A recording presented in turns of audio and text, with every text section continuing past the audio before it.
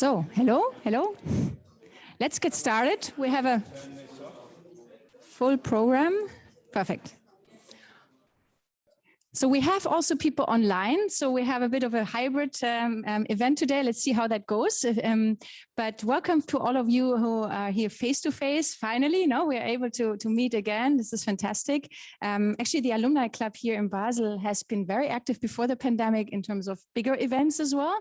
And we're very happy that we were able to go back to, a little bit of a bigger event with great content today. Today is going to be about leadership. Just a few words about, IE's alumni community. I don't know. That's strange. Yeah. Okay. So we have like a growing alumni community here in Basel, of course, due to all the health science and pharma companies, but not only. So I think I counted around 150 now just in Basel.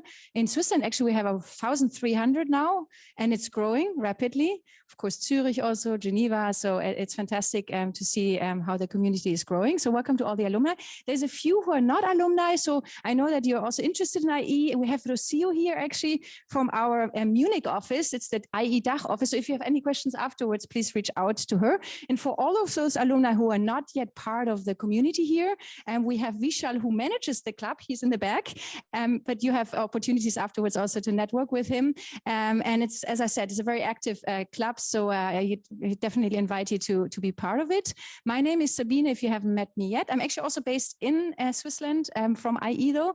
I'm in Geneva usually, but I'm from time to time in Basel or Zurich as well. And I manage also Germany, Austria, and we have the whole Benelux region. I mean, the community generally is growing in all these markets. And we also, basically we offer students also when they come after their studies to the region to help them careers-wise. So we're building more and more relationships with companies for the recruitment. We invite companies over to Madrid to meet the students that are graduating and wanting to come to the region. So that's just a few words about me. But today, basically, the summit is really driven by, amazing volunteers here that are alumni and that basically reached out to me and said, hey, we want to talk about leadership, and this is fantastic, about the future of leadership. Before we hand over to the moderator, which is Mauricio tonight, I'm going to hand first to Adam, one alumni who is basically working here in Impact Hub, and we're very lucky to be here today. And Adam, just say a few words about the place. Thanks for having us here today. Cool. Thank you very much, Sabine. Hello, everyone. I'm Adam Collins. I'm alumni of IE as well, graduated from the EMBA in 2016. And for the last few years, I've been working here at Impact Hub Basel. Impact Hub is a global network in over 100 cities around the world. And our mission is to support purpose-driven entrepreneurs. And we do that in many different ways, including providing them with co-working spaces. We also do trainings and events. We also run incubation and acceleration programs, and we give them access to networking opportunities, experts, people that can help develop their businesses. But in addition to all of that, and I should say, when we talk about impact, we're really talking about the Sustainable Development Goals. They're very much at the heart of everything we do. But yes, in addition to all of that, one of the other things that's very important for us here at Impact Hub Basel is the fact that we run ourselves as a Teal organization. Now, you may not have heard about Teal before, but you're going to hear much more about it over the course of the evening. So I won't go into the details now, but I will just say that this is one of the, it's part of everything we do on a daily basis, of all the decisions we make, of how we work together as an organization. And so, yeah, I look forward to you hearing more about it. I should also add that on the program for tonight, it originally said that we were going to do a tour of the Impact Hub. We've slightly tweaked the program. So the tour hasn't happened right now. We're going to do it at the end of the formal sessions and just before the networking. So anyone that would like to come and see our space here at the Impact Hub, I can take you around, tell you a little bit about the space, and hopefully you'll already have an idea in your mind, how we work here from the presentations tonight. And so with that, I will hand over to your moderator for the evening, Maurizio, who has a clip-on mic, so yeah.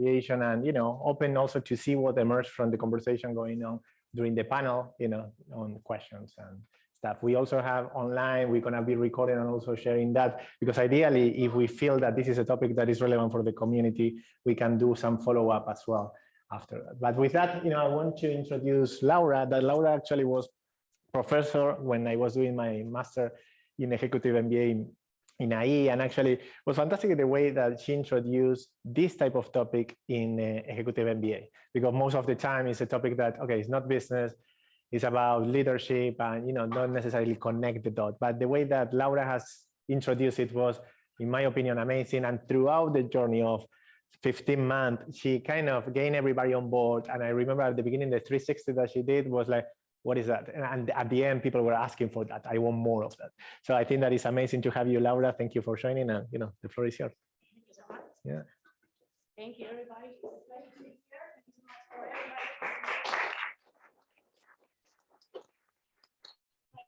Saying a little bit, and Sarid and Michelle, we at IE, I've been wearing a few hats at IE. This is my favorite stuff. In terms of the topic that we're going to focus on today, and hopefully the discussion that we'll have later. My not so favorite part of the thing is that I'll be doing most of the talking in this first portion of the evening, and I do enjoy a lot more the interaction, but that's coming, I believe, in the panel that we have later on. So I'm looking forward to actually hearing a little bit about what everybody here in the room has to say about what we're going to discuss. In this first portion of things, what I'm going to be doing is throwing some concepts at you. Some of these things you may have heard them before. Some of these things you may have very well experienced them in your life and in your professional career. And maybe you didn't have the terminology or the conceptual framework for it. Or some of these things also may be completely new to some of you. Whatever the case may be, or the mix may be, I'm looking forward to hearing what you have to say about it. That's a key thing that I wanted to say. So, oops, I'm going to go back. So we titled the talk Conscious Leadership and Vertical Development, because we're going to talk a little bit about both, and because for a lot of people who work in this area, they're kind of like a little bit of the same thing, or they're like part of the same spectrum in a way.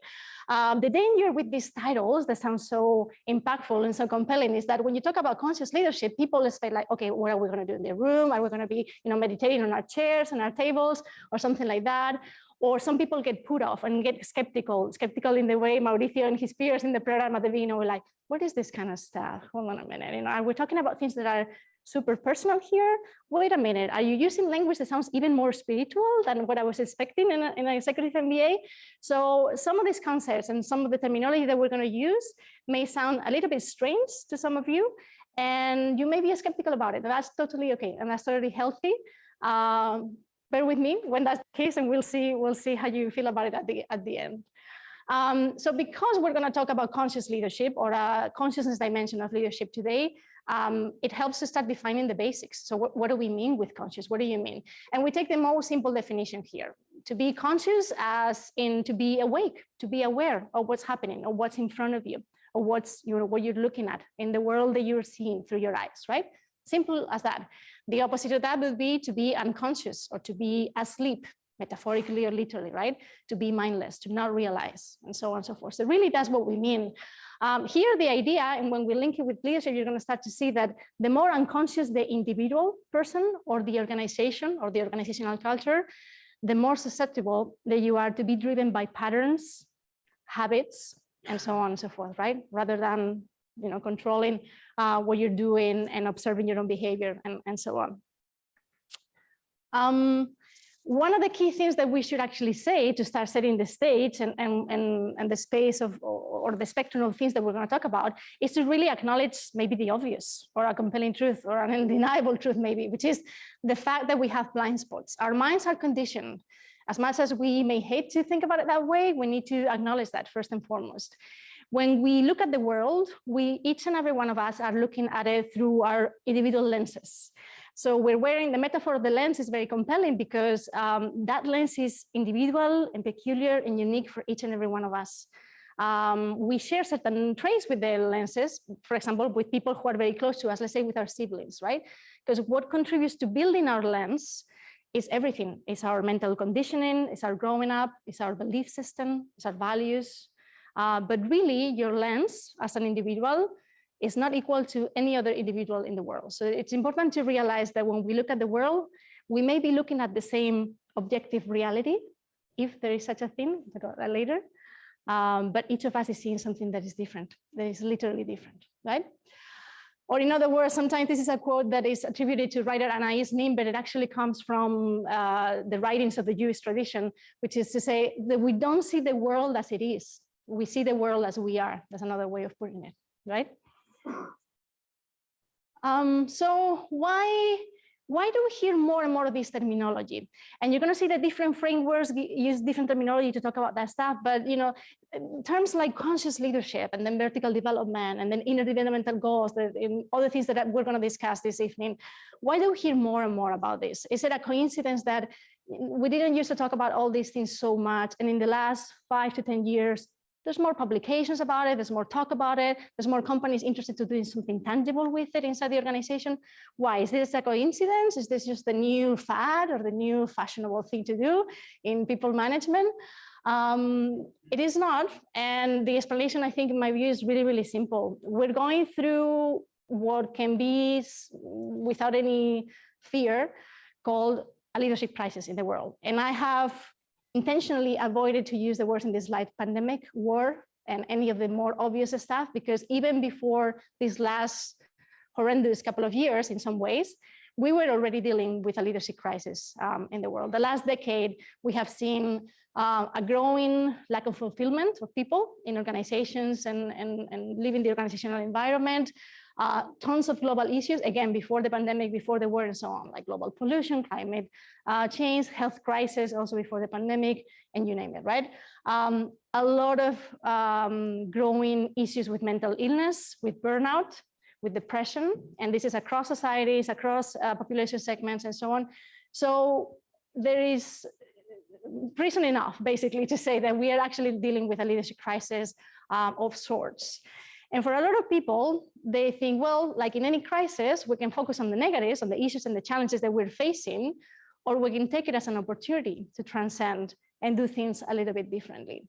So the question that I pose, and we're not going to answer it for now, and hopefully we have a little bit of a different answer at the end of this evening, is, okay, if we're going through a crisis, does it mean that we are at some sort of threshold as a collective, as our global society? We're going to talk about vertical development today in terms of the individual, but when we think about the collective, typically in life, when we go through a certain type of crisis, it's painful, it's horrible, nobody likes it, but it means that we're moving on to something else. We're starting a new chapter in some way. So as a collective, are we maybe changing paradigms in humanity? And is this why we hear more and more about all of these things, about interdevelopmental goals, about conscious leadership, about vertical development, and so on? We'll leave the question standing, put it on the back of your mind, and we'll continue talking later. So let's talk about stages of development, because when we talk about vertical development, we're talking about, okay, us as individuals, but also organizations, and we'll see that later, can grow vertically. What does that mean, essentially? So let's talk about development in general as human beings, first of all, cognitively, socially, and so on. When we're little babies and we start growing, we always in life grow stage by stage. We grow in stages, right? Think about it in the very marked stages for kids and teenagers. We have this stage called terrible twos. When we are around toddler age, we put our parents through misery, essentially, with all kinds of tantrums and crying out loud and kicking and screaming and you name it. And those of you who have kids or have had kids that age, you know exactly what that looks like. But that doesn't end there. We grow into the preteen stage, and that stage also is characterized by a specific set of behaviors, patterns, habitual patterns, and so on. So it's like we go through these sort of chapters, and each of them have those sets of behaviors, ways of looking at the world, ways of looking at oneself, ways of looking at others, ways of experiencing relationships in life. We go through these stages, right? The teenager stage, again, putting our parents through more misery. That seems to be a little bit of a pattern here, right? And then into adulthood, we also have certain specific chapters, and that's when we enter the interesting part of our life for the purpose of our talk today. So the field of developmental psychology, among many other fields, have taught us or has produced enough evidence and research to know that we as human beings, we evolve upward, hence vertical development, into more levels of mental complexity. What that means is that we expand our view of the world, how we make meaning of the world, how we understand self, how we understand others, how we understand relationships, how we see the world in general and experiences and things that we see in front of us, right? Growing in terms of mental complexity also means that we are more and more able, as we grow as adults, to hold paradox, to understand contradiction, to move from linear thinking to systems thinking, to move from black and white type thinking, either or, solving problems, technical knowledge, 1, 2, 3, to paradoxical situation in which there's not either or, in which there's no choice. We understand false choices. We understand both and type of thinking. We understand the world more as a system, and we being one contributor of that system, right? There's a little bit of a simplification of the explanation, but this is sort of the direction that we're talking about here. So like we said, we expand in our view of the world being our mental frame or frame of reference, if you will, to that lens, to use the metaphor of the lens that we talked about before. But we're also growing in terms of we become more able to take on multiple different perspectives, to not only to understand other people's point of view, but to really change object and subject, if you will. We'll put a pin on that as well. However, that's not the only thing. We also evolve in terms of our own self-identity. We evolve in the spectrum of emotions that we are able to actually feel as well. That's one of the dimensions that we talk the least about because it's highly, highly complicated and a little bit painful to realize and acknowledge that at times.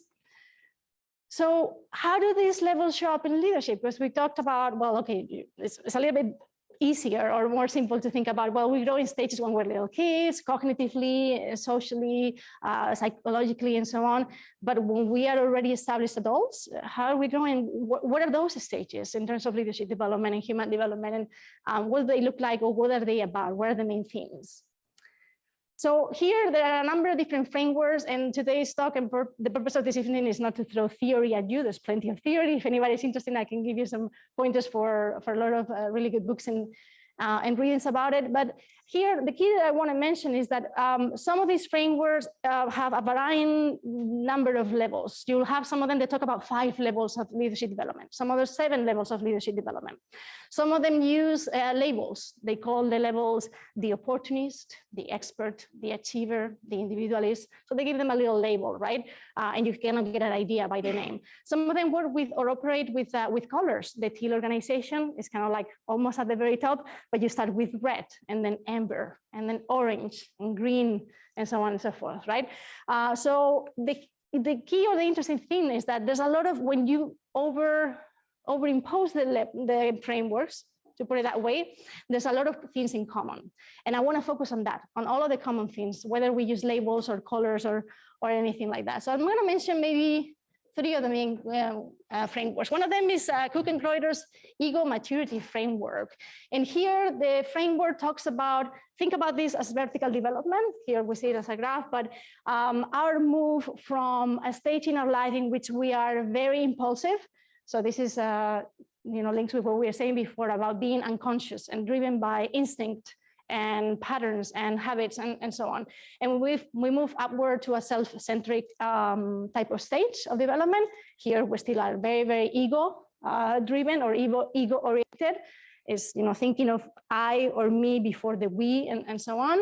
And then moving into group centric to a stage of development in which we are more able to expand and consider the we and not just the I. And so on and so forth, right? So this is just to give you one idea of one of the frameworks and the labels. Another idea would be the action logics framework, really, really similar. I would like this image to actually be flipped around because starting at the bottom, we would have the red label or the opportunist, and then we move on to diplomat, expert, achiever, redefining, and so on. One of my favorite, however, has to do with colors, which is the spiral dynamics framework. The colors and the labels have that correlation, right? So we move from red to amber. There's something about the colors that to me make it really simple to understand. You move from that sort of scale of red in intensity to amber to orange to green and so on to teal and so on, right? And we see the labels as well there. So let's talk about what they have in common, because I think that's the most interesting thing. We're gonna skip through a couple of these things. So all of these frameworks talk about that kind of vertical development. And here this is the first temptation that we need to avoid or try to avoid, because we talk about vertical development with the label vertical. It's very tempting to think, well, we go through stages, I understand that, so it's a matter of climbing the stair, right? I move through life and I move upward into the next step, and so on and so forth.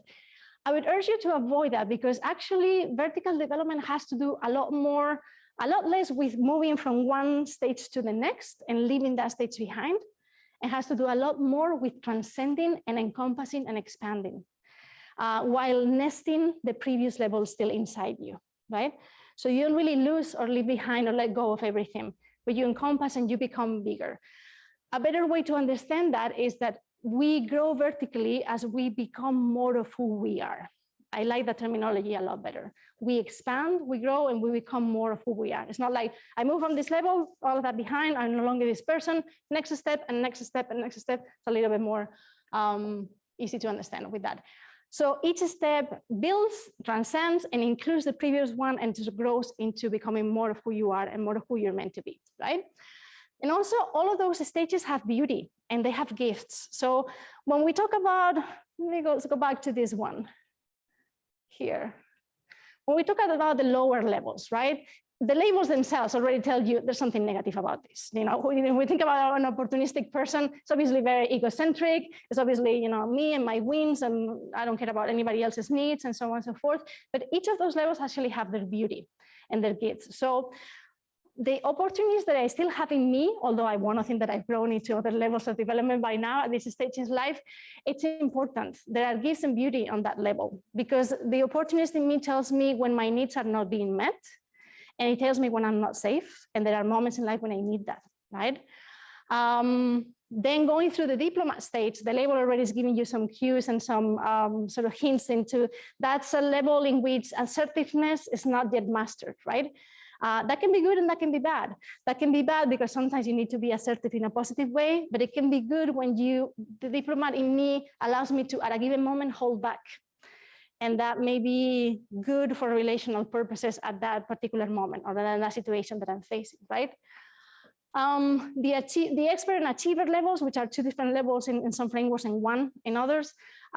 This is the person that really focuses, is very goal-oriented, results-oriented, really focus on valuing expertise and know-how and knowledge. This person is already able to accept feedback, the previous levels less so, but is only accepting feedback from a person who also acknowledges as another expert. This person knows what they're talking about. Otherwise, I don't want to hear about it, right? These are levels that, for example, to give you an example, they don't yet seek feedback proactively. Here, they don't even accept it. They start to accept it, but only if I think this person knows what they're talking about. And now the individualist starts to seek feedback. That's sort of the evolution in that dimension, right? So again, the gift in every level. I'm not really leaving any of the things behind. I'm transcending, I'm becoming, and I nested within me, so to speak. It's a little bit dense, but hopefully that makes some sense. Let's move ahead, we're coming back. So the metaphor of the Russian dolls helps a lot better, I think, in some ways than the vertical staircase, if you will, right? So the vertical development, that's why I have some criticism to the terminology sometimes. So who we are travels with us, right? That's sort of the idea that we were talking about. The earlier selves that we've had, they are part of us. They're still nested within us, right? Here, it's important that when we see the different definitions of the different levels and when we start seeing the characteristics, typically we are able to understand most of them. So cognitively understanding, if I describe what an individualist looks like and how he or she behaves and so on, we have to make that differentiation of saying, well, I understand that, therefore I must be at that level. And we have to humbly and realistically think, well, I'm cognitively able to understand what that looks like. I can identify people in my life that I see with those behaviors, but let's be realistic, am I operating from that worldview, that frame of reference? So I can talk the talk, but can I walk the walk? So that's a difference typically when we see the description there. Most of the frameworks, importantly, also talk about a center of gravity, right? So when we have a main worldview, we may be transitioning from one stage to another, and we have kind of like a default level.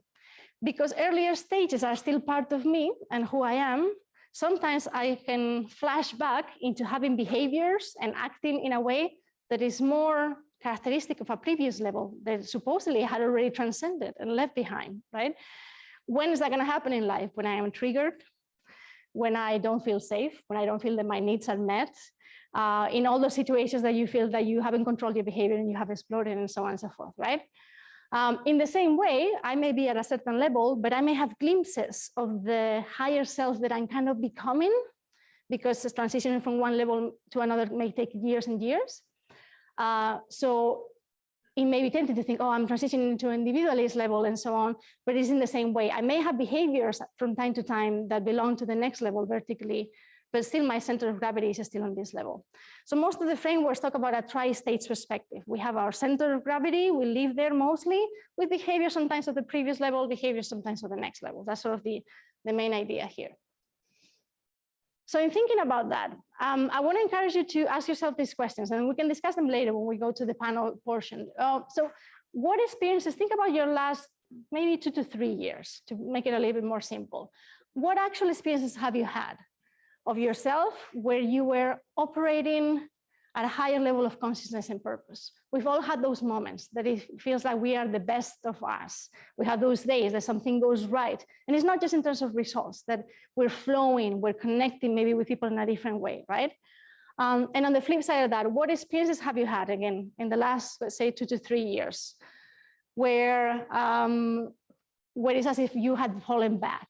We've all had that. We react in a certain way in a meeting, in a conversation, with a given relationship in our life, that we know we've been triggered in some way, and it's not been right how we've been acted, or we're not okay with our own behavior, right? So think about it that way. Let's see. So we've talked about this a little bit, so I'm going to skip a little bit before that. So when we talk about consciousness, another thing that is really important in terms of the lens metaphor that we were talking about before is that when we're talking about our own level of consciousness and where we may be, we always have to think about the object-subject relationship, meaning we don't look we don't look at our consciousness, but we look through it as well. So our consciousness is that lens in some way, right? To put that in the metaphor.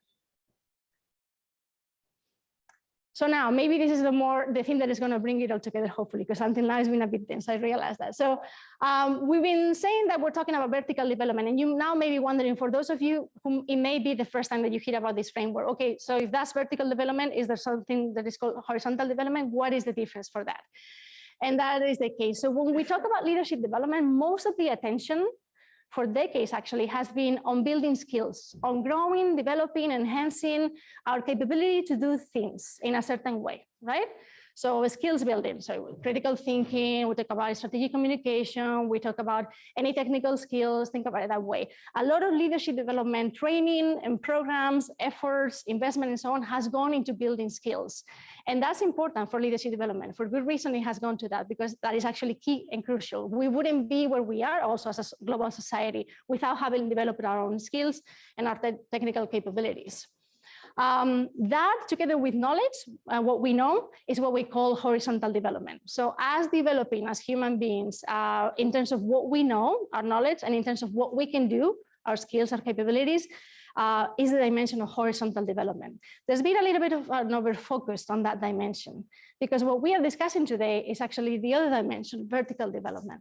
And that doesn't really have to do with our skills or what we can do, or our knowledge of what we know, but it has to do with how we know, or to put it more clearly, how we make meaning of the world that we see, okay? Our meaning-making system or level or frame of reference. Therefore, it's a little bit more dense and a bit more fussy to actually tackle, okay? I like to use another metaphor to actually distinguish vertical and horizontal development. When you think about your mobile app, something that we all use constantly in our day-to-day, when we are growing horizontally, any of us, we may grow in our knowledge, we acquire more and more knowledge, and that's as if we were downloading any data into the phone or any document. Imagine you're downloading a PDF that I'm sending to you, you're downloading that into your mobile phone. When we grow in terms of skills and capabilities, or things that we can do, is whenever we download any new apps into our phone. However, when we are growing vertically, we are actually upgrading our entire operating system. I think that's one of the most compelling metaphors that I heard to really distinguish vertical and horizontal development. Is one more important than the other? I think both are completely interdependent as well. Sometimes we need a little bit of horizontal development to also help us boost and go up into the next level of vertical development and so on. They're very, very intertwined, and for that reason, they're sometimes very difficult to separate. But I think that's a good one to understand it. Another metaphor that a lot of people doing work in this space use is that of the glass of water. Instead of the apps versus the operating system here, when we grow in horizontally, what we are doing is filling our own glass. We have a glass of a given size, and we're filling it with water, with more knowledge, with more skills, whatever it may be, right?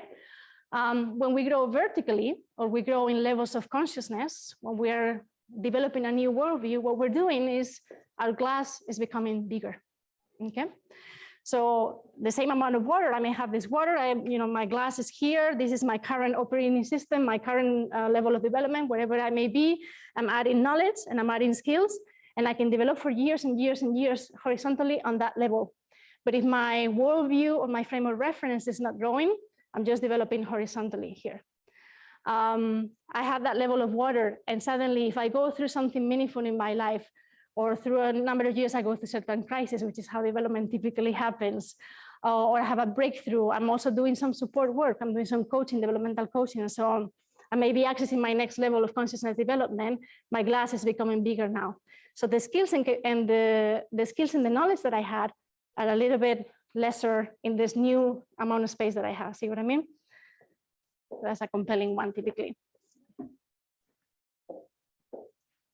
There we go. So, oops, this is about the title. So a couple of things that will allow us to know some of the levels a little bit better. Here I'm skipping the most basic levels. Remember that we had red and amber, and then we have a couple of ambers actually, orange, green, and so on and so forth. The red being the opportunist, and the first amber being diplomat, and then expert, and then achiever. I'm going to give you one example to start differentiating them, and I sort of hinted it before in terms of feedback. For example, the opportunist level, which is a completely egocentric level, is completely rejecting feedback at any level, any kind of feedback, well delivered, poorly delivered, constructive, non-constructive, coming from whoever in whatever situation. The opportunist level, the red level, would completely reject feedback at all costs, right? The diplomat in the expert levels are starting to accept feedback, but for the expert level, here, this is a person that focuses a lot on technical knowledge, on being an expert. The expert wants to win, and that's really important. It's already starting to accept feedback. In an organizational environment, you'll see that, but it will only accept it, like we said before, from somebody who they perceive to be also an expert. So does this person know what they're talking about? As per their own perception and judgment of that, of course. When we move on to the next level, and when it comes to feedback, the achiever wants to achieve. This is a very goals and results oriented person. And that level goes with phenomenal things. We need each of these levels. It's typically, again, let's avoid the temptation of thinking, oh, these are the bad people and these are the good people and so on and so forth. We wouldn't be where we are, again, in our lives individually or as a collective in a global society without having gone through each of those levels, right? So the achiever will start accepting feedback, but only when it is constructive, and only when it leads to results and improvement and performance. That is the focus for the achiever. It is not until people achieve an individualist type of, or the green level of consciousness development, that they actually start seeking feedback proactively, right? And then accepting it, at different levels when you move on. No. So that's one of the examples. How are we doing on time? I haven't checked why. Yeah, okay.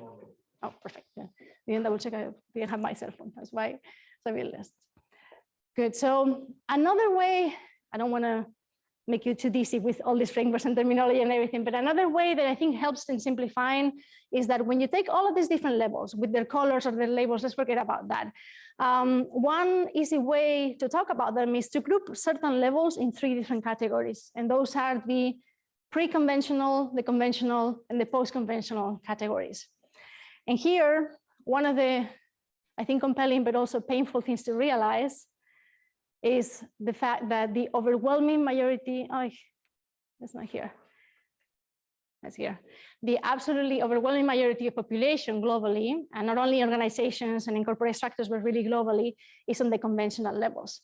So when you see that scale of the labels or the scale of the colors that we talked about, we're talking about, roughly speaking, 80% of people or a lot of people not even making it ever in their lives to the individualist level, truthfully. Right? So there's the people, it's a very typical thing for anybody to plateau at a certain level of consciousness and continue developing horizontally for years and years and years, maybe getting glimpses of the next level, but not really operating from that higher level as that center of gravity.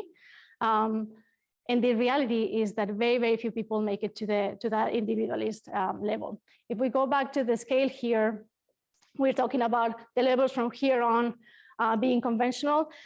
The overwhelming majority of managers and leaders, around 70% of managers and leaders across different organizations and industry sectors and so on, are at the expert and independent achiever level. We're talking about 70%, roughly speaking. It depends a little bit on the type of research that you look at, but the overwhelming majority. When you look at these levels that are more like the teal colors and so on at an individual level, we're talking here about approximately less than 1% of the global population. So you start seeing the description, and you start thinking of people like Mahatma Gandhi and Nelson Mandela and Martin Luther King and so on. Not really those people truly in their lives, because they never went through assessments that we can really say they were at that level, but we see the prototypical behavior of those types of leaders that really mobilized and created transformational change in their communities, in their collective, in society, and so on. So that's the type of behavior that we're talking about. And the alchemist level, I don't even know what that would be, 0.0001, maybe your global community. So when you start reading the descriptions, again, a lot of people are really reticent to really believe that. It's like, well, I don't know, I read these behaviors about feedback, in terms of emotional, this is a leader that is sensitive to others. There's got to be more than those, I don't know, it's got to be more than 5 to 10% of individualists. And here, the difference is what I was talking about before. It's one thing to really cognitively understand that, and another thing to really operate from that center of gravity on a day-to-day basis and truly manifesting observable behavior that really is operating at that level consistently, right? So let's move ahead into a couple of things. So let's talk about painful stuff for a little bit. So we said before, when we move from a level to the next one, typically we go through a transition that actually that transition may take years at certain levels or not, depends on the person, the individual in the case, but typically it's a more or less painful transition. It depends on from which level to which level we're talking about, but transitions in terms of levels of consciousness in life typically are linked to life crisis. When we talk about the midlife crisis, for example, it's a term that we throw around really easily and lightly, but what is actually happening materially, tangibly, and literally for a lot of people is that they are moving from one level of consciousness development to another one. So it truly is literally a crisis of consciousness, a crisis of spirituality, whether the person considers himself spiritual or not, and a crisis of human development at that level, right? It's the same as when we talked about the terrible twos, the toddlers moving to the next level, their worldview is changing. Their autonomy is changing, their self-identity is changing. They are literally going through a crisis. All of that kicking and screaming is for a good reason, right? So that same or equivalent happens to us as adults. So things like crisis in life, things like breakthroughs, things like awakening experiences that typically are linked to painful or negative experiences in our lives, typically trigger the beginning of a transition to a next level. It doesn't always need to be so negative. It can be through a positive process. So sometimes awakening experiences can have a more positive nature or theme behind them. And people also can help the transition from one level to the next through more positive experiences like developmental coaching or being supported by a mentor that is at another level of development and so on. So that can also aid. There's a little bit of a mix of, it's not always painful and crisis triggered, or not only, right? So a couple of issues that I want to point out. So if I said, when you look at organizations across the world, across different industry sectors, different types of organizations, but the corporate world, if the overwhelming majority of people in leadership positions are manifesting a leadership style that is at the expert level and achiever level, those amber and orange levels, and we're talking 70% or more, some research points out to more, most of the transitions that we're seeing in the workplace are those two types of transitions. People who are transitioning from the expert level to the achiever level, and people who are transitioning from achiever to individualist. The level of pain typically is different. That is really, really interesting. And some of you may have those transitions more recently in your life, or they're about to become for some of you.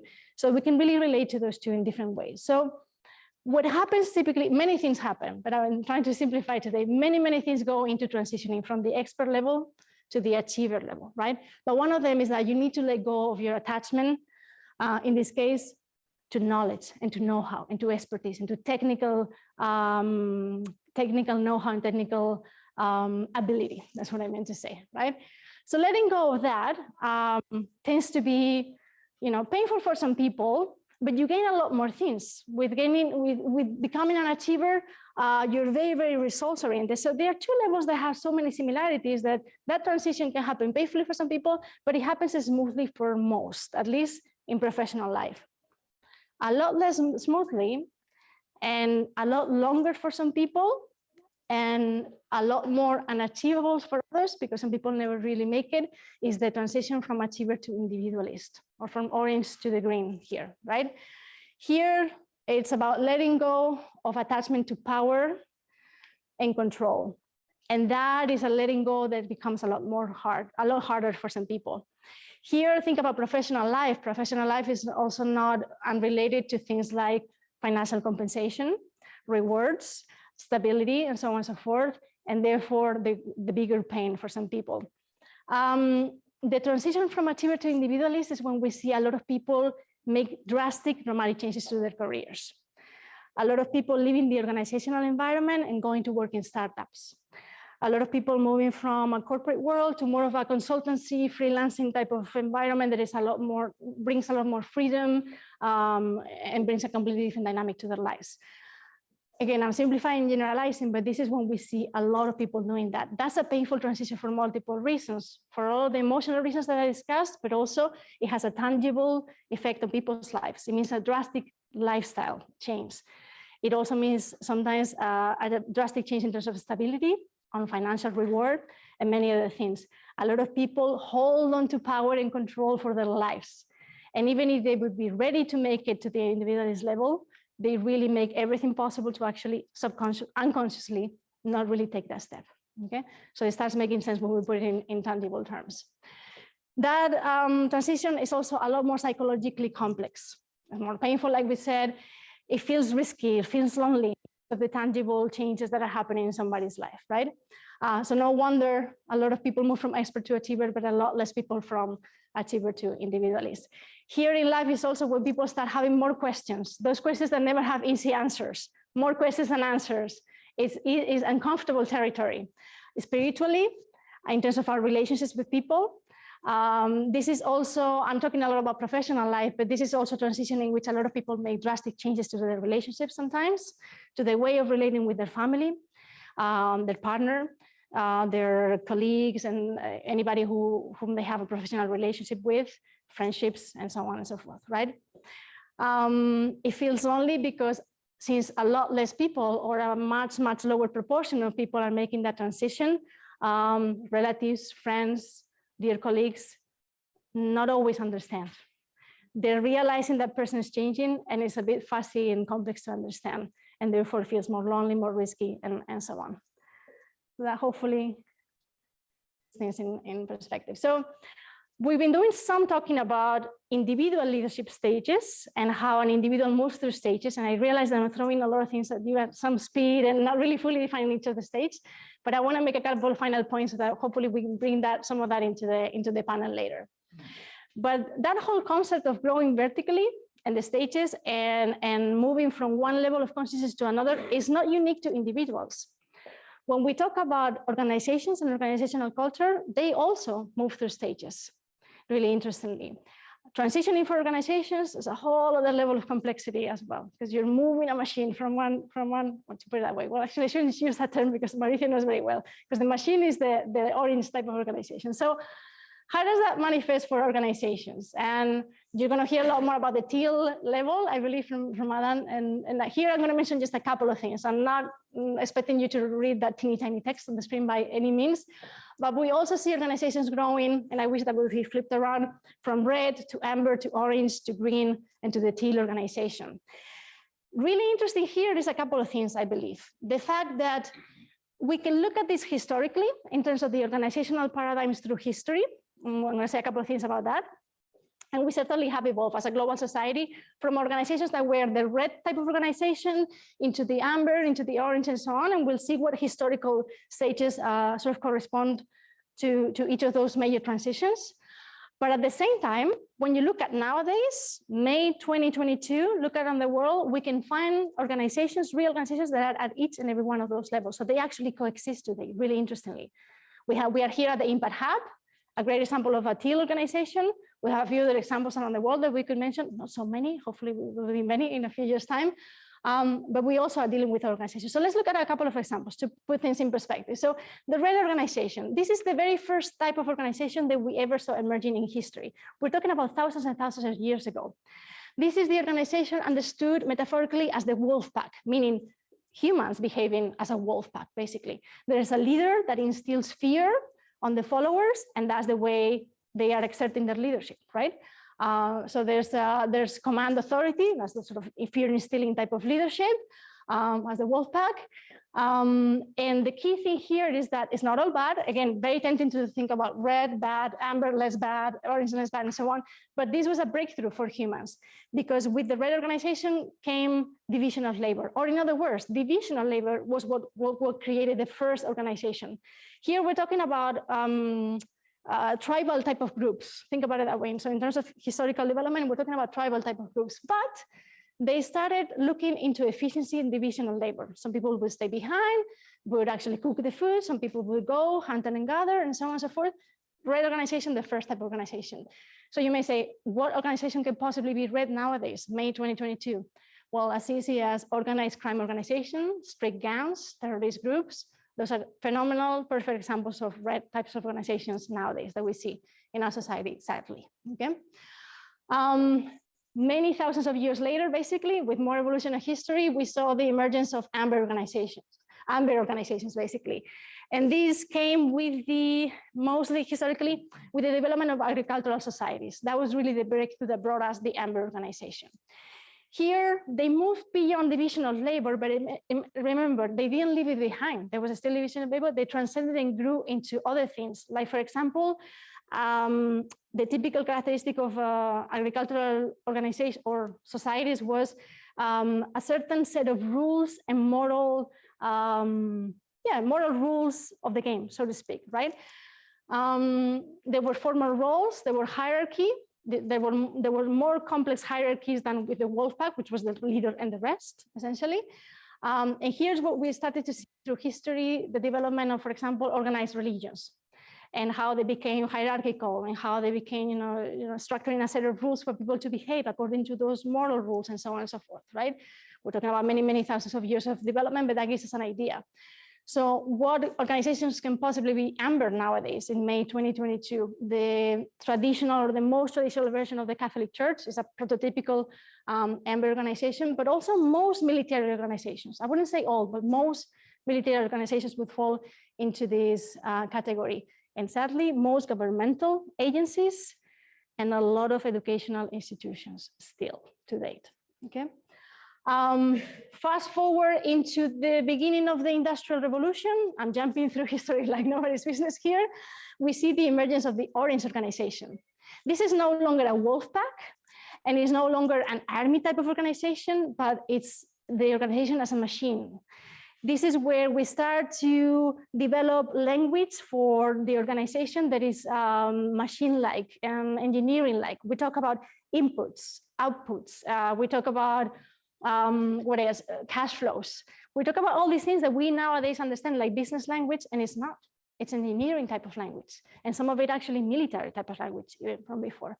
And we just understood and assimilated as regular business language nowadays. Some breakthroughs that made the Orange organization emerge were things like the emergence of innovation. Again, we're talking in historical terms, beginning of the Industrial Revolution, right? The sense of accountability, breakthrough concept at the time. And the sense of meritocracy, again, very few concepts at a time, right? It's no longer the red organization where there was hardly any trust, there was fear and stealing, and from the tribal communities to proto-kingdoms. The trust was always family-based. Therefore, the kingdom, the dynamic of kingdoms of just trust your family. Hopefully, they're relatives to you or that your family, you can trust them. You cannot trust anybody else. It's fear-based and so on. Here, we see meritocracy. The idea that at the time was a complete breakthrough. The overwhelming majority of multinational companies nowadays are orange, overwhelming majority. Depends on the research that you look at, but some of them are talking about 80, 90% of organizations are still orange organizations. I'm sort of highlighting some of the maybe more limiting aspects here, but there's a lot of good stuff that came with the orange organization, obviously. Also, the majority of investment banks, not all, but the majority of the investment banks qualify as orange organization, certain educational institutions, not others, and so on. And then fast forward into the last couple of decades, roughly, taking it with a grain of salt here, we see the emergence of a new type of organization, where the metaphor is that it's no longer like the organization works as a machine, but it works more as a family. Here, we're starting to see a shift in leadership styles and management practices, basically. We start to see things like people empowerment or a growing level of empowerment of people. We start to see a more egalitarian management. We start to see a stakeholder model, meaning focusing not only on adding value to the shareholders, but adding value to all the stakeholders of the company, not just shareholders, but everybody, employees, clients, providers, suppliers, you name it, the entire stakeholder ecosystem, right? So it's the organization as a family here. Some examples, and these are just rough examples of companies that have been well researched or researched well enough to have data supporting whether or not we can put them at that green level with Ben & Jerry's. Southwest Airlines used to be, I question whether or not they still are at that level.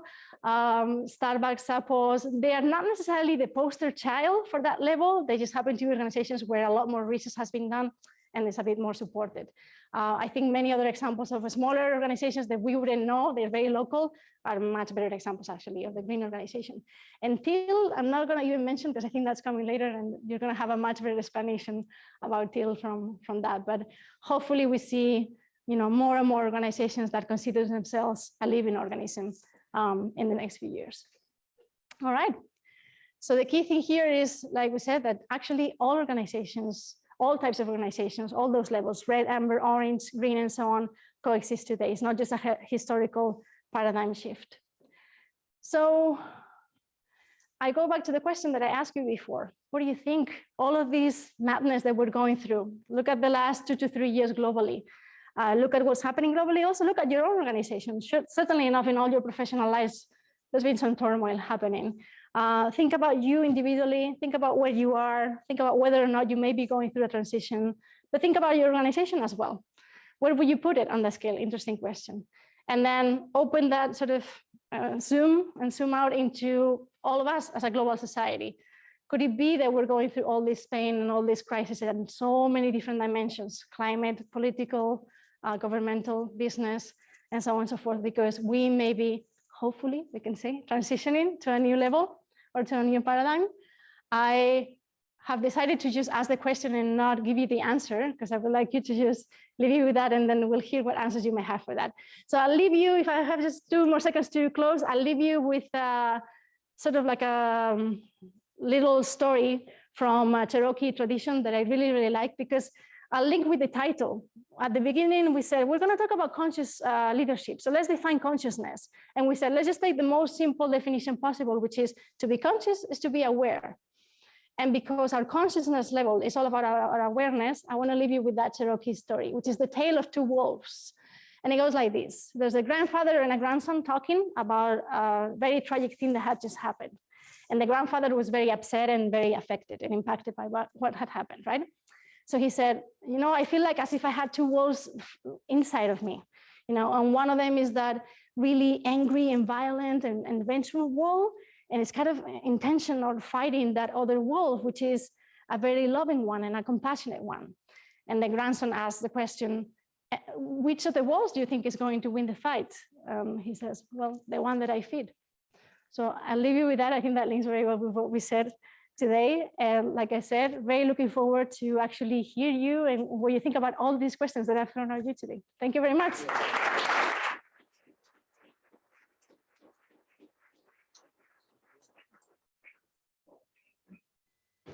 And thank you, Laura, again.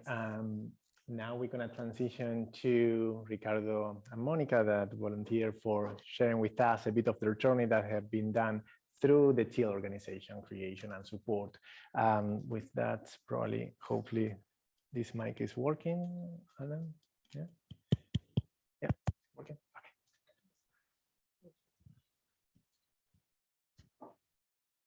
Okay. Sorry. With this.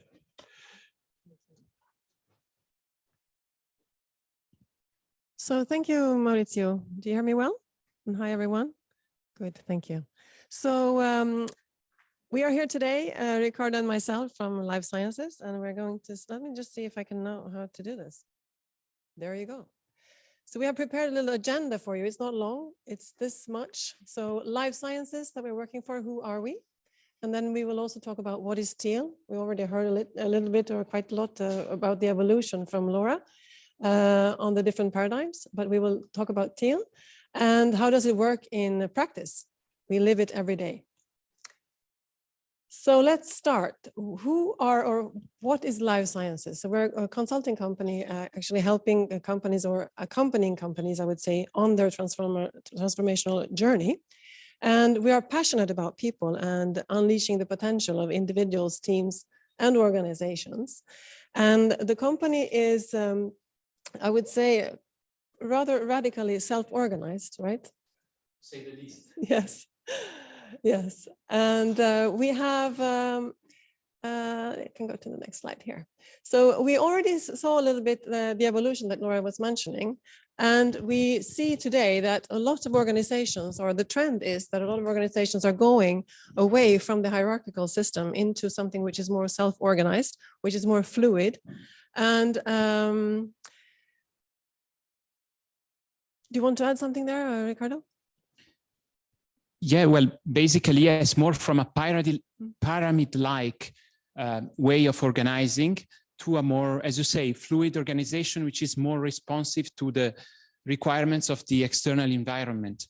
You mentioned about complexity. There is growing complexity in the external environment, and such an organizational setup is, generally speaking, more suited to quickly respond and quickly make decisions.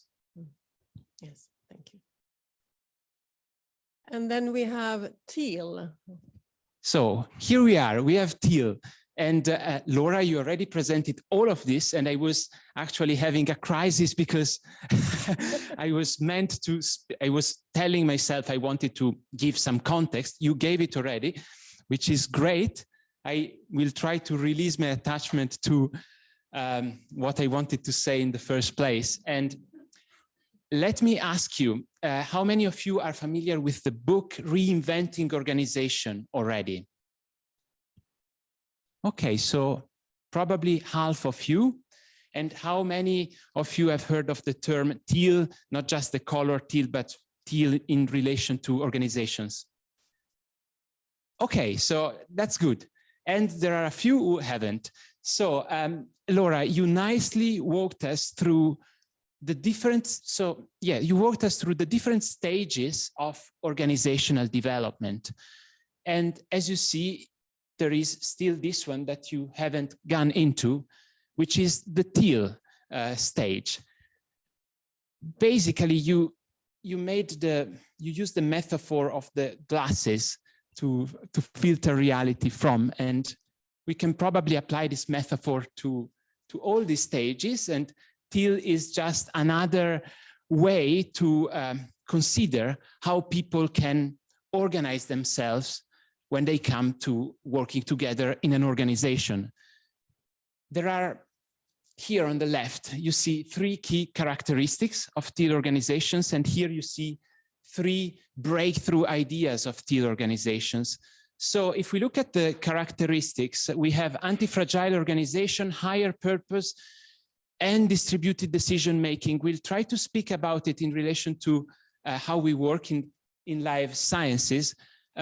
Something to highlight here already, though, is distributed decision-making, which enables us to work without hierarchy.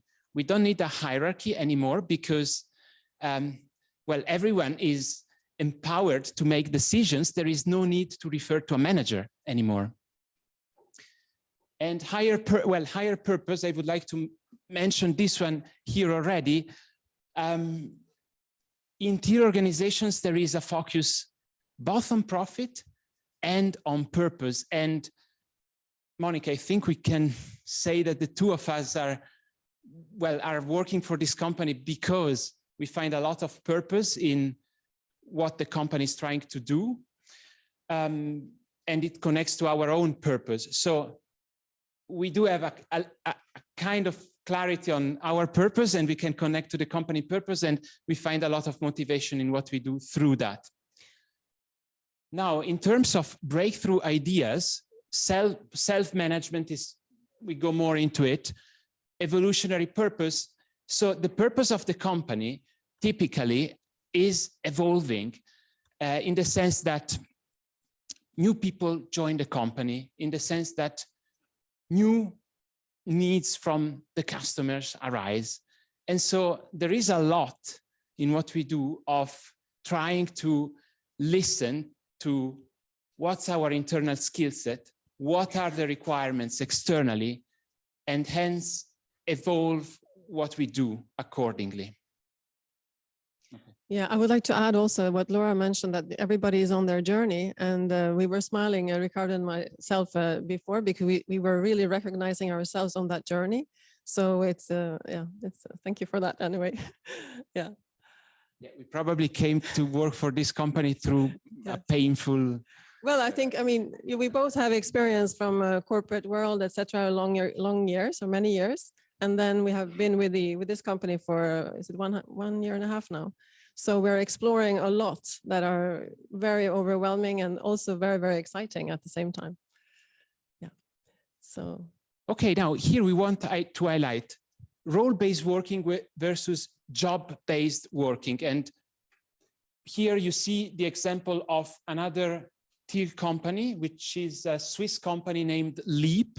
They are a Swiss software company, and they adopted an organizational model which is named holacracy.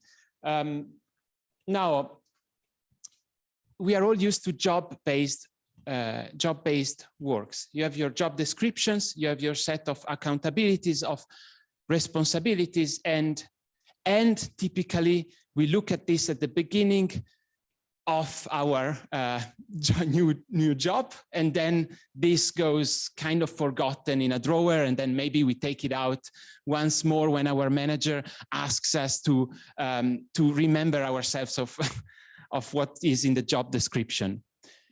Now, this is not very effective, especially when we look at organizations which want to work in a fluid and responsive way. And so in this kind of organizations, instead of having job-based working, we have role-based working. And I would like to highlight a couple of differences. So whereas job-based working is, you have your set of list of accountabilities and responsibilities, but still you may need to ask for approval to your manager in terms of fulfilling what you do. With role-based working, you don't. We have different roles. These roles have also a set of accountabilities. The difference is we have no bosses. We have full authority to make decisions within the scope of the role and the domain which is defined for this role. So decision making goes faster. Second point is I am holding various roles, and for any given role, I may share this role with more than one person. Now, the requirements of what we do as a company may change. One of my roles may not be needed anymore. I don't need to go into a crisis as if my job was not needed anymore. I don't have this role anymore. I have more free time and more energy that I can dedicate to another role. So there is more fluidity, more responsiveness to the changing needs of the environment. Yeah, and also I would like to add that there are new roles also coming in. So there are always exciting things that are happening as the company is evolving. True. Another point is tasks which are typically in the domain of managers, of leaders, such as performance evaluation or salary setting. If you use roles, you can actually allocate these to roles. Our example is quite extreme in the sense that we self-set our salaries, but you don't have to go this far. Yeah, we will speak more about that at the end, actually. Yes. Yes. Now, maybe to pick up on what you were sharing before about, well, the evolution of us as human beings and leadership as well. Such a model actually, I would say, encourages, pushes us to evolve and let go of previous attachments to power and control and knowledge. It's hard to do this. If you have these attachments, you struggle a lot in this context. And so everyone is required to fully step into these roles and to make decisions and to experiment, and no one will stop you. So it's a good trait if you want to, explore the evolution of levels. This company, this kind of way of working is supportive of that, we can so say. Maybe another point, one last point to highlight here is in terms of how people are hired when it comes to role-based working and the Teal company as compared to maybe more orange company. Here, the focus is more on the mindset as compared to the skill set. So we do look at the skill set, but we want to have people who also come and join the company for the good reasons. That is very true. Thank you very much. So if we look at the decision making, how we're doing it. So we talked about there is a lot of empowerment in our company, right? And it gives, if you have the roles defined, you have all the accountabilities defined, but you also have the domains, meaning that in which areas can I take my own decision without asking anybody else. So this is the zone that you see here on the first one, no approval zone. So you see quite many decisions. If you have that clearly defined, you can actually take a lot of decisions on your own.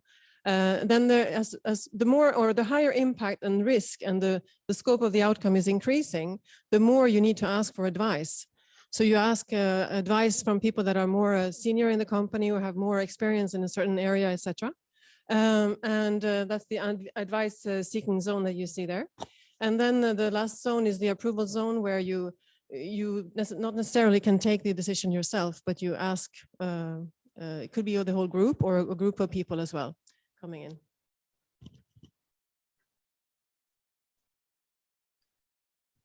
Then you have also the different, I would say the models of decision. Mostly we know, everybody knows the consensus, meaning that everybody is taking a decision together. Everybody's in agreement to take this specific decision. This is the common one, I would say, that everybody is aware of. Then you have the consent, and this means that you do it a little bit reverse. It's about asking the question, can I accept this decision without any objection? And this is what we're using a lot within the self-organization at LIVEsciences, and it speeds up, I would say, the decision making a lot.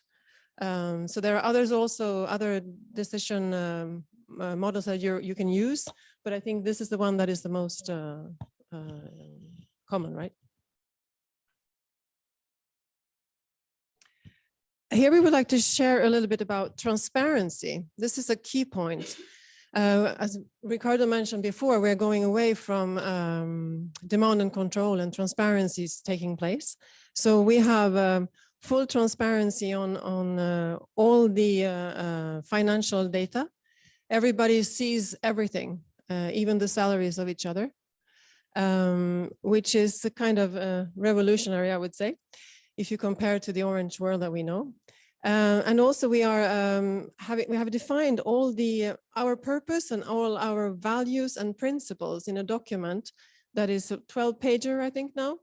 including all the different, I would say, how we would like to be, what we're aiming to be, and what we're aiming to do, and what we're aiming to act actually.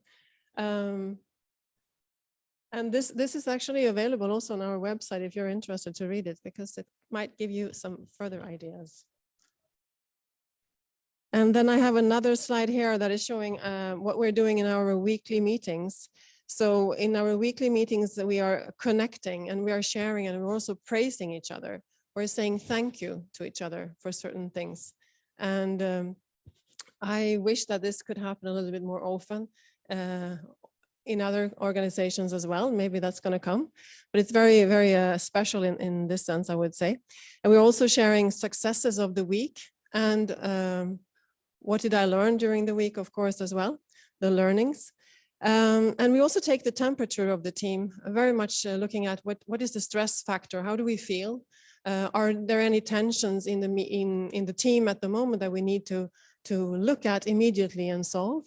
So it's very much about taking the temperature and feeling or sensing how the team is doing in order to cope with it at the best.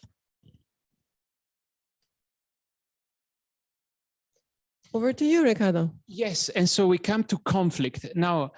When I'm someone who likes harmony, and when I joined the company, I was feeling uncomfortable to actually dare to raise conflict. And the beauty of what you described, Monica, with this weekly meeting and with these practices where we basically open up, are supported in opening up, is that step by step, you kind of fall into a new way of behaving. And you know, if you are supported by the fact that everybody else is fully showing up, not only with their mind, but also with their emotions and values, then step by step, you also fall in. So when it comes to tensions, we try to basically discuss them as often as possible. And by tensions here, we don't mean necessarily something negative. As you see, we are implying that the tensions is mismatch between the reality and what it could be, a potential. So in our company, we typically discuss all governance related tensions. So all tensions that have to do with the roles and the structure that we have adopted in a governance meeting. So in a governance meeting, I, Ricardo, see something that doesn't work at the company. I can come up with a proposal, and then the proposal is discussed. And if there are no objections through the consent decision making, it can actually go ahead. Then we can have more operational related tensions that we discuss in team meetings. And we have this tension meeting on top of what I've just mentioned, where if there is anything that is interesting for everybody to hear, so if it's not just a tension between me and you, Monica, but it's never happens. Never have. It's a tension which is broader than that. Or even if it's between me and you, but there is an interest from others to hear about this tension, then we bring this to the tension meeting. And we adopted non-violent communication principles to discuss about it. And once again, you may struggle at the beginning, but after a while you fall into it and then you start enjoying. So I feel I am at the edge of starting enjoying raising tensions without the fear of being shooted down, as when I was in my previous job. At least that was my impression.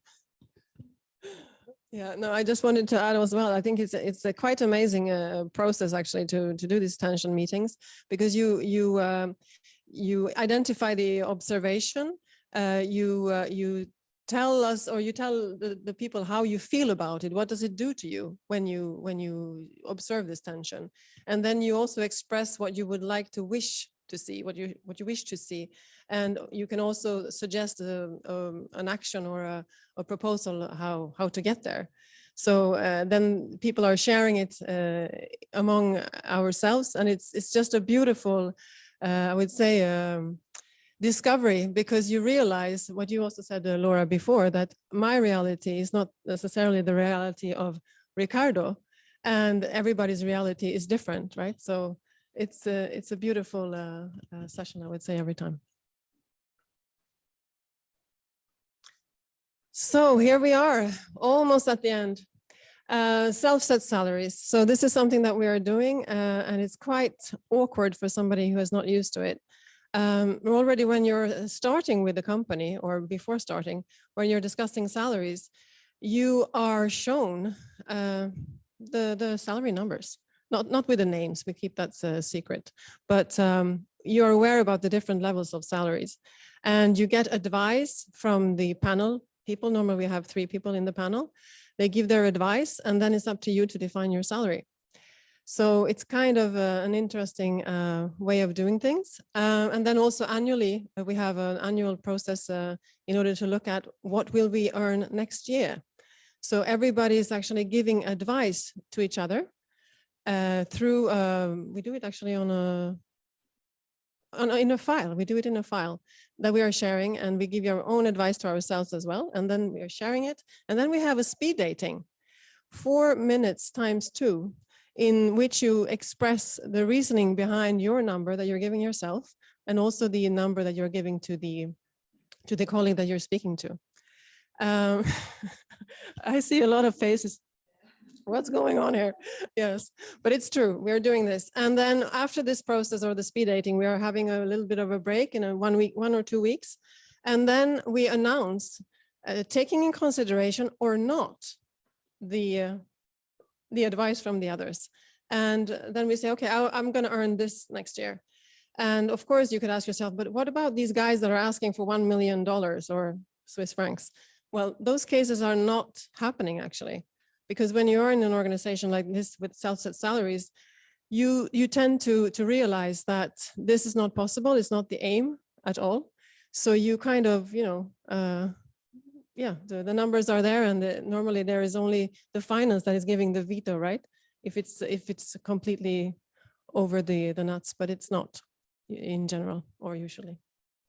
Anything to add there, Ricardo, on the process? That all your personal triggers are probably triggered during this process, because I mean, what's triggered is the relationship to money and to your own sense of worth. So you may undervalue yourself, you may overvalue yourself, and all of this comes out, and it's not necessarily pleasant, but ultimately it should bring us to more clarity. Yes, yes. There are some tensions actually around this as well, but normally they are solved. Yeah. Context bridge. To be honest, I don't know how much time do we? Yeah, we can skip this one because it's a bit something different.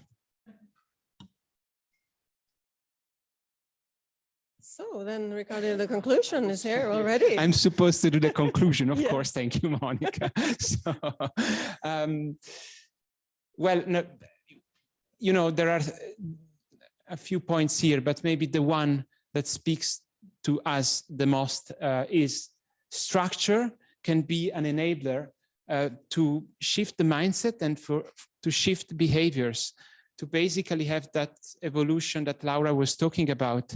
And I think we both realized it takes time, it takes a long time, but then if everyone is committed, if you see the genuine will of everyone to behave in a certain way, then you open up at a certain point.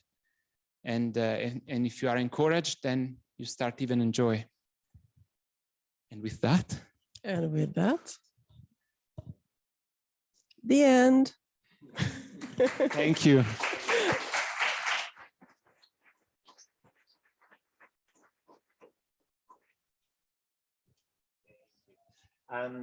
The next topic is very dear to my heart as well.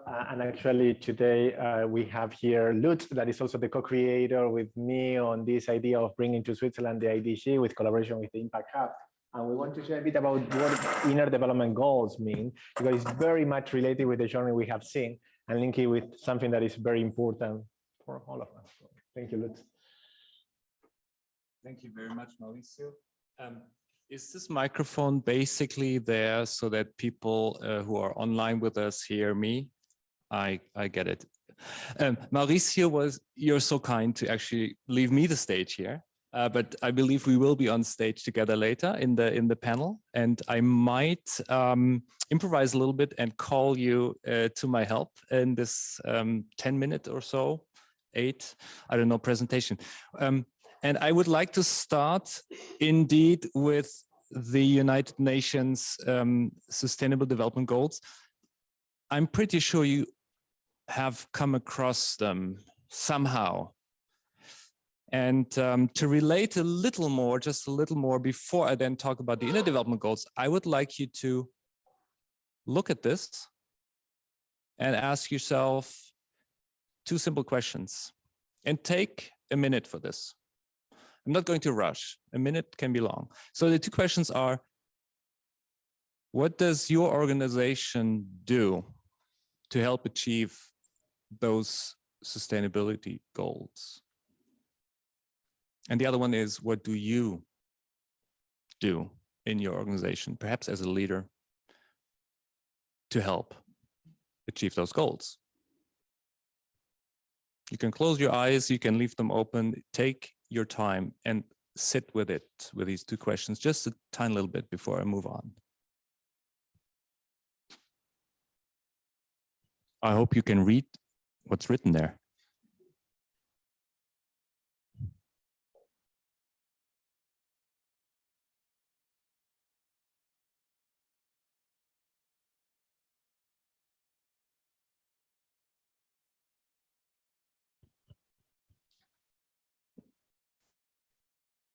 This is super important, and it's fantastic that this is out there for our global community, let's say, to have a direction, to have a big picture, to have those goals. Now, why inner development goals? If all these goals, sustainability goals, are out there already, right? Well, with these SDGs, what you saw before, there is this vision, there are these goals and targets.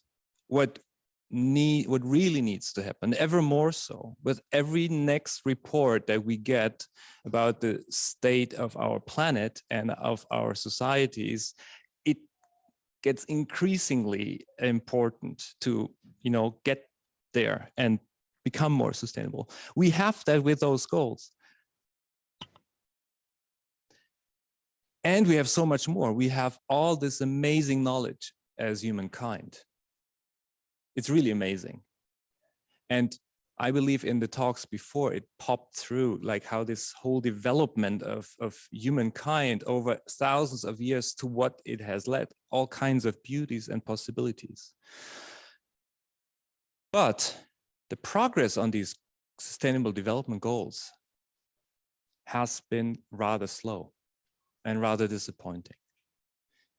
And why is that? Well, there's at least one big blind spot here that was spotted by the initiators of this movement, of the inner development goals movement, which is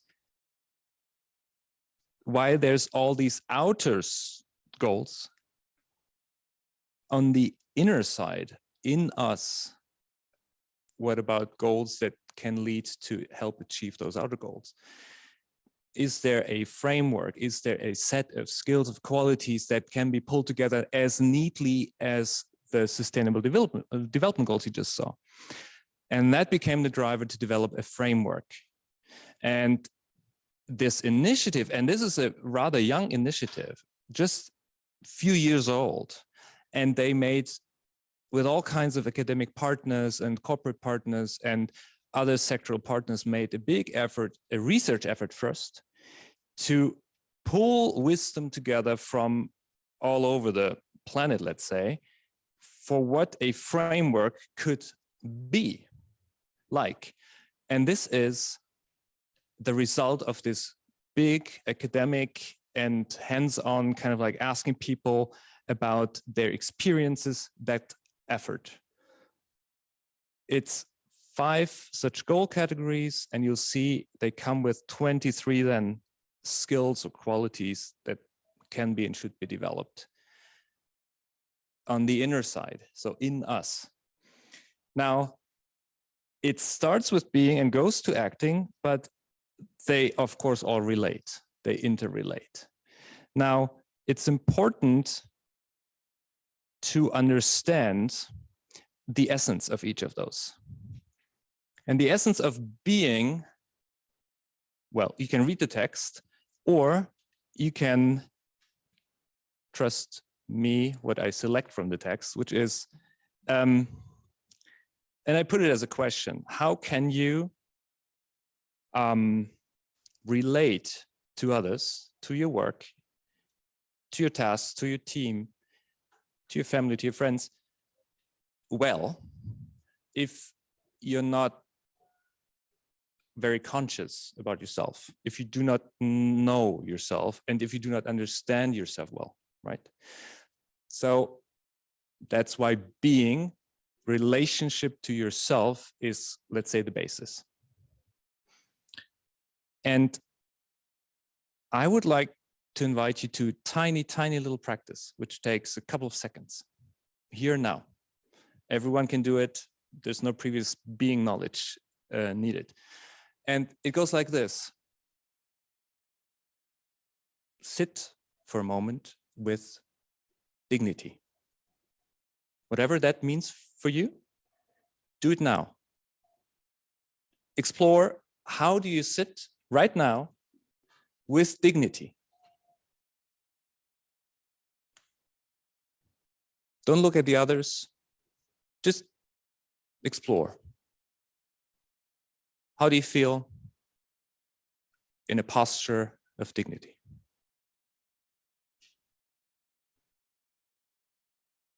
Dignity is absolutely universal. It feels different for each and everyone, but there is this beautiful universal idea of it, which makes this little exercise work more or less. It's just a glimpse, a tiny little glimpse. One of many, many, many beautiful exercises and practices. And practice is so important. We had all these phenomenal concepts for development in your talk, Laura, and also examples like coming from you guys. And how does behavioral change actually happen? Skills that need to be developed. But what does that mean? It means, does it not, practicing new behaviors every day? Thinking, I kind of go through quickly, because here the point in this framework is different perspectives and interconnected whole. The world, how we live, it's all interconnected, to kind of like take that into your thinking. Relating, how we relate to others in, and the word here is caring. Caring for yourself, for your friends, for your family, for your colleagues, for society, for the planet. Now, I have another little exercise which also takes a couple of seconds here. It is interactive. It takes 2 each. So it goes, it's very simple. It goes, you turn towards each other. Find someone to turn to. It can be 3 people turning towards each other.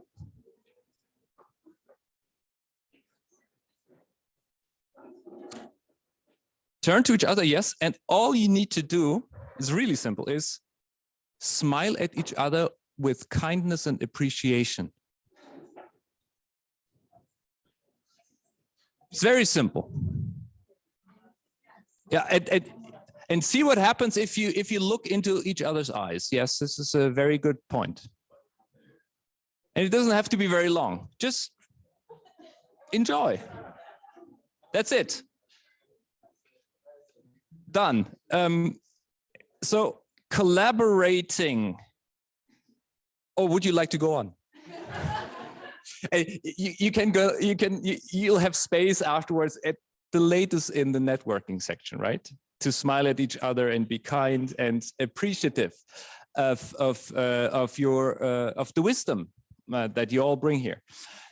Collaborating, and you can well, you can stay seated like this, but you can also turn around and look over here again. So collaborating here, the emphasis is on shared and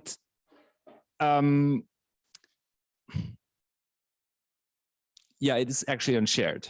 So sharing, not just me. So from ego to eco, we are all in this house that's burning, you could say, and let's together stop the fire, right? And there's another tiny little practice. This is really fun.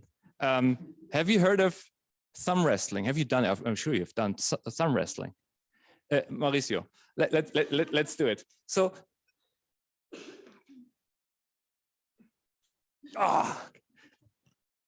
he's really trained in this. So you got the idea. You grab each other's hands like this, and then you start to push the other one's thumb down, while the other one tries to do the same. Yeah. So find another partner, probably to keep it easy, the one who's next to you, and before you start doing it, the task is, let's find out how many wins. Right? You who's the best? So you count. Yeah, do it. Do some thumb wrestling. Keep going. Keep going.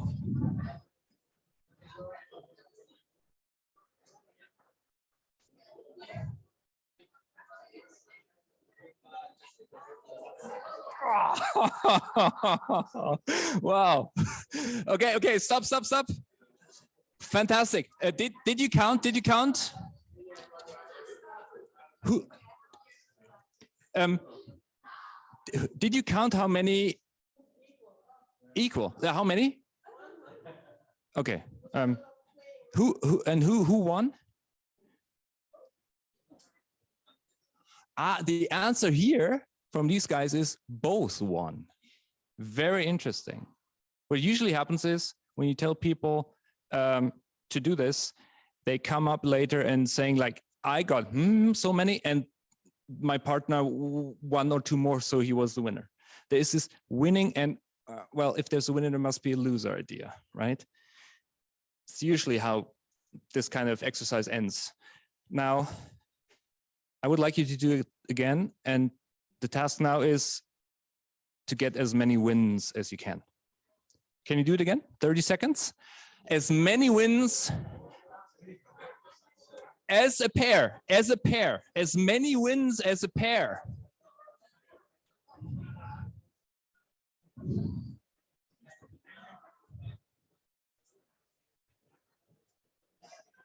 Yeah.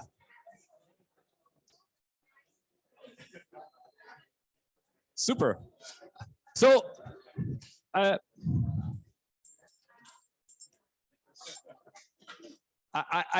think he and me, we won. Yeah, because we had what, 30, 40, something like this, 50. So we won.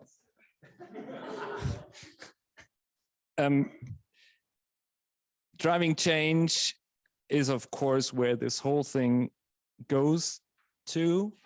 And just so that you have seen it, I'm not going to talk about these 23 transformational skills. And actually, when you were talking, I was realizing the expression skills, they also call them qualities, is in this framework not meant just to be on the horizontal development line. It is both. It is horizontal and vertical. But the expression skill is a little bit, I like practice. There's lots of like practicing things in there. And the last word, this is the second last slide, is about this movement, because, and this brings me back to the introduction, Mauricio, and if you please add to what I'm going to say. Only a couple of days ago, 2 weeks ago, we had this amazing event here together with Impact Hub Basel, because there was this global summit happening. this first global inner development goals summit with over 4,000 people attending in various ways. Central event in Stockholm, because the initiators are Swedish, and then regional hubs like us here at the event, and people online participating just from there, wherever they were. And so there are these 4,000 plus people at this first ever such summit. It's kind of like the kickoff event for the next phase, which is going to be a field kit, where there is this framework out there now. They are working with lots and lots of enthusiasm and many people also academically on a field kit, open source, as is the framework itself, so that as many people and organizations as possible can benefit from this and integrate it in their, let's say, development work. So this is next. And it is, of course, an organization, and it would be very interesting to look at that organization, how Teal they are, or where they are in the evolution of organization stages. But it's a beautiful, comes from a beautiful place to help achieve these sustainable development goals, really, right? Is a non-profit organizations with amazing partners. You'll see that on the last page. And it's this global movement I've been talking about. And to be part of this, and we already here now invite you, if you're interested, not only to talk to us, Mauricio, me, Impact Hub people, Adam, Celine, here in the networking, but also to join this Basel, well, Switzerland Hub initiative. There will be events in the future. There will be ways of participating. So we are really excited to get going with this. And last is so that you get an idea of who is not only behind but working in this. It's, yes, as I said, it started somehow somewhere in Sweden with 3 partners, and then quickly there were these academic partners. The red one is Harvard, the Institute for Flourishing, Flourishing Institute, and this is not up to date anymore. So kind of like weekly more partners, also corporate. Google has joined now, and also governments. Costa Rica and Greece and who else was it? Colombia. So because the governments, the political sector, so cross-sectoral is very, very important for this kind of movement, of course. It's all interrelated. Mauricio, anything you would like to? June 4th here. Here's a mic. I have one. On June 4th, there are going to be here a follow-up event that we are organizing with the Impact Hub for everybody to join. So feel free to sign up. We're going to send on the follow-up email kind of detail of that. And the idea is to explore those IDGs in terms of how does it work. And ideally, we want to bring cross-sector kind of voices and make it as much as a movement for Switzerland and corporation, public, academic sector to make it happen. And just to complete, and adding one thing that for me is a very tangible example that lately, I don't know if you saw the movie Look Up, Look Up, right? For me, it relates a lot with that, of course, because it's about sustainability as well. But you know, what happened when the people start seeing the asteroid that's going to crash? What happened? What is the mindset? And related with Laura mindset is pretty much achiever kind of, okay, I want to go and mine the asteroid. I'm going to make tons of money and, you know, a lot of resources instead of going and doing something that is actually a common good. So I think that relates a lot for me for the IDG, because if you attack the problem of sustainability with the same mindset that created, pretty much you just trying to mine the asteroid, right? And IDG is trying to bring that different ways of seeing reality that hopefully going to make an impact. So, and with that, thank you, Lutz. I'm conscious about, you know, the time. We have been optimistic with the agenda, and actually I will invite Celine to give a short intro about what the Impact Hub Basel does in terms of Teal. And probably we're going to call out the night then skip the panel, and we can do the panel over drinks and everything. So come on. If you feel also like standing up for a second, actually, just moving your body. Yeah, so no panel. Okay, I just tell my stories and story of the hub, and maybe we can have questions after during the drinks. So my name is Celine. I am, one of my roles here is Teal keeper at the hub. We are also role-based, so Adam and I have both at least 3 or 4 hats. We like to collect them. It's not always helping to stay focused, but yeah. So maybe my story, I was working in a big consulting company, one of the big 4, a couple of years back. And previously to that, I had met a guy that made me jump into what is so-called the integral life practice. So I had this job as consultant in what you call a very orange achieving type of company. And on the side, I was going through like fast track vertical development, very painful. Some people pointing out my shadows, my patterns, where my emotions are blocked, not how not in contact with my body I was, any symptoms I would have of migraine and so on, just like showing me all this. Very painful again, but also very liberating. Suddenly I realized that I was kind of in a movie. It's just like you're stepping out of the matrix. When you develop, this is really like, you have this sudden, like you can observe yourself, observe your reactions. It's just like life-changing.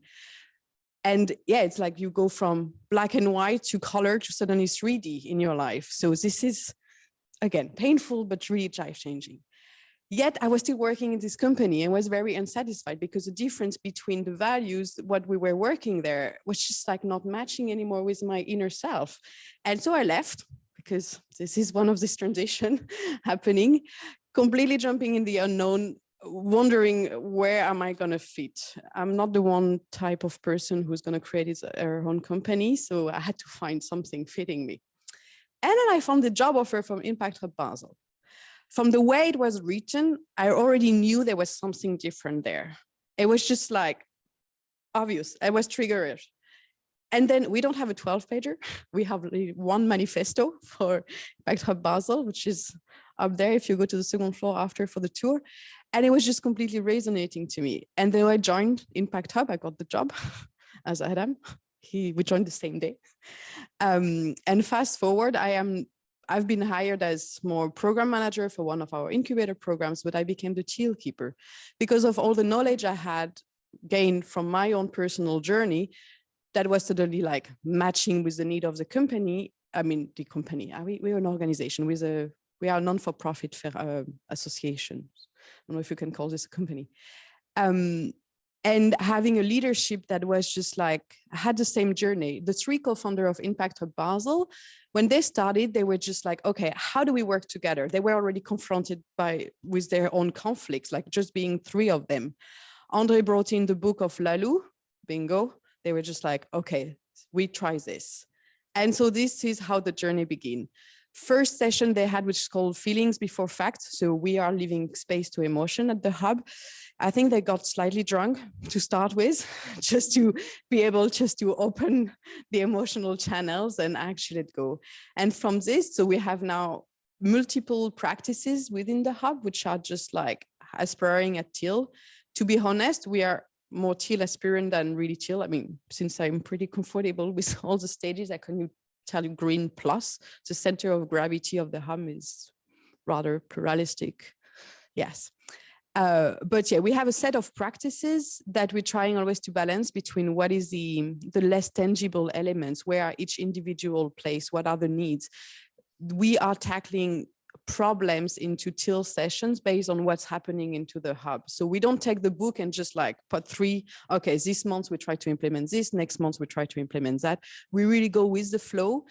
But yeah, yet we have feelings before facts. So we're going to talk emotions before even talking about like, what are the numbers? We have check-in at the beginning of the meetings, maybe some body work, maybe some minutes of meditation. This is very strange for people joining for the first time our meetings, like, what? You asked me to close my eyes now for 60 seconds. We have not yet set self-set salaries, but we're getting very close to it. We have for sure full transparencies on the numbers of the hub. So there is just like, no one doesn't know who, I mean, you have a way to find out the salaries.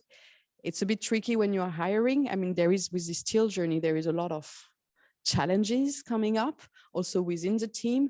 Who is taking decisions for what? I found your framework about the decision making very interesting, because I don't have to ask anyone if I want to spend the money that is within my domain of responsibility. Yet when one decided to repaint the wall of this impact factory a few weeks ago, that was like, who decides?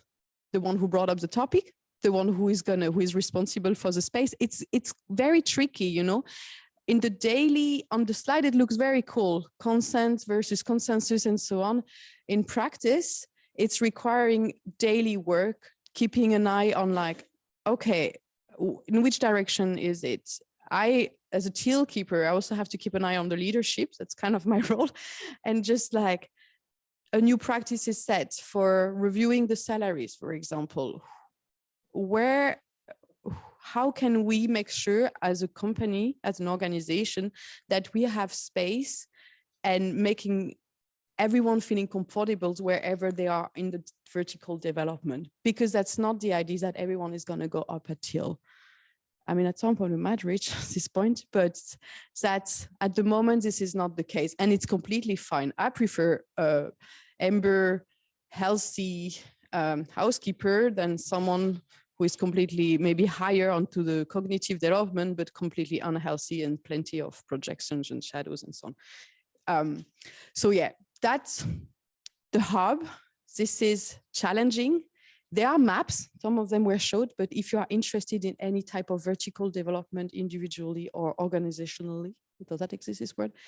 I would strongly advise you to inform yourself about the stages. What are the different development lines that exist and so on? This is really helpful just to know what is the next step, and not just like, okay, I'm not happy with this. What can we do? There is just map, there is books written, go for it. And again, you're going to be, I think this is the same for everyone in our team. We have our own skin in the game. I don't know how to say it. There is just not the organization you're working for going through kind of a development and you would just do your own thing on the side. I mean, my development affected my relationships where I'm working, the people I'm talking with and so on. This is what I'm eating. This is just, everything is impacted. So vertical development is going to happen, you want it or not. And to conclude on a happy note, or I don't know if it's happy for you, because we're already a bit older. If we had students here 2 weeks ago, we were talking about inner growth and development and so on. They are 20 years old. I can tell you they're already high. Their expectations regarding the place they want to work, if they are an employee or if they're an employer, are already that high. And it was really like, whoa, if you are HR nowadays, or you are a manager that wants to hire those talents, be ready, because they are just, the development is accelerating, and you really, I mean, it was beautiful to see. And at the same time, it was like, all right. I was far from this when I finished my studies. So yeah, I'm a Teal missionary still. I think I still did not give up on this. I do believe in human development. I can observe it just with my son, with myself, with the people around. And I would encourage anyone who is unsatisfied with their current life, whatever area it is, just to look into vertical development, not horizontal, because there might be the real cool answer. Still painful. And now we drink. Sorry, online, the drinks are not included. And thank you guys, and thank you, Celine. And pretty much if you agree, Sabine, we can do a wrap up and going for the drinks. Yeah. And with that, just to wrap up the session today, I think that we walked through different type of views, and I think that was so rich, because we went from the more like, what are the different level of awareness, organization, examples specifically, development goals, and then the specific impact hub Basel that for me, the first time I stepped here, I don't know if it felt different also in the building. For me, it's something quite special in this place. So Sabine? Yeah, I'm going to wrap up because I think we're all ready for some drinks and some food, and we're going to have it downstairs. So please don't leave right away. I wanted to thank everybody who participated today.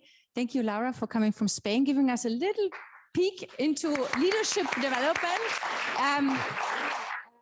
There's so much going. I mean, you should definitely have a chat afterwards with Laura about all the different, leadership programs we have at IE. It's really inspiring to see, for every level, coming from a very junior student up to, executive education at IE. So thank you for being here today.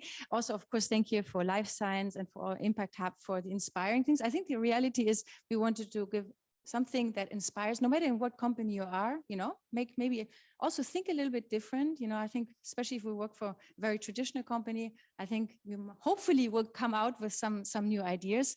At the end, and this is something I learned because I'm myself an IE alumni. I mean, the reality is it's a journey and IE is not the stop. So IE always tries to kind of encourage the ongoing learning. And this is why we as an alumni community also encourage these knowledge sharing sessions. I mean, we've been doing this online, offline now with the pandemic, of course, a lot virtually, and it's great to be back and face to face. So I wanted to say a little thank you to 3 people here in the room, because otherwise this wouldn't have happened. I have a little just thank you from IE. And this is, first of all, if we wouldn't have Vishal here in Basel, we wouldn't have an alumni club really, because he's running the show. So Vishal, thank you so much for always being here. And if you're an alumni here, you will see there will be some, drinks from time to time. Thank you so much for barbecues and you name it. So it's not all about learning, it's also about socializing. So thank you very much for that. Mauricio, really, I mean, this is not the first time he's actually leading a session. We've had something about digital transformation before. We've had even virtually, we had some table discussions, we call it, around, customer engagement. You always bring ideas, and if we wouldn't have these people who come with ideas, I think it would be very challenging, for me, who is, of course, across all kinds of different regions, to get these events done. So thank you, Mauricio, for this. And then last but not least, Adam in the background. But Adam, thank you for making this possible. Actually, I don't know if you know, but Adam actually is also part of the Zurich organizational team, and he's very engaged and, helping us now for the next Bar of the Month over there. So if you're in Zurich, you should also hang out with Adam, because actually he lives over there and comes to Basel almost every day. So thank you. Thank you. So yeah, and with that, I mean, let's move into the casual networking downstairs, and there will be a little bit of food, and I hope to talk to all of you afterwards. Thanks. Yeah, maybe just on with regard, so the food and drinks are being served downstairs on the terrace, so we can get a bit of fresh air.